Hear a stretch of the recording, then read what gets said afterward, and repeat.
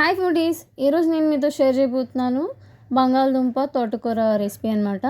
So let's get started. First అయితే ఒక కడాయి తీసుకోవాలి. అందులో 3-4 టేబుల్ స్పూన్ల దాకా ఆయిల్ వేసుకోవాలి.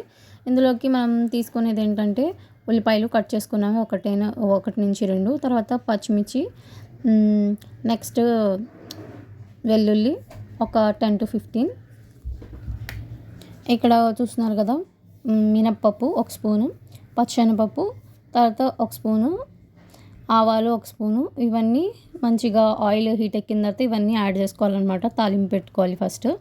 సో ఇలా మంచిగా ఫ్రై అయిన తర్వాత ఇందులోకి ఒక 2-3 బంగాళదుంపలు కట్ చేసుకున్నవి యాడ్ చేసుకోవాలి. తర్వాత ఏదైతే తోటకూర ఉంది కదా, 2-3 కట్టల వరకు యాడ్ చేసుకోవాలన్నమాట. సో ఇలా బాగా చిన్నగా కట్ చేసుకుని యాడ్ చేసుకున్న తర్వాత సాల్ట్ టేస్ట్కి అకార్డింగ్, పసుపు, 1 స్పూన్ దాకా కారం వేసుకొని ఇలా మంచిగా మగ్గనివ్వాలన్నమాట. కర్రీ రెడీ అయిపోతుంది. ఇలా చూస్తున్నారు కదా, ఈ విధంగా మంచిగా పొటాటో అనేది ఫ్రై అయితే కర్రీ రెడీ అయిపోయినట్టే. ఒకవేళ వీడియో నచ్చితే సబ్స్క్రైబ్.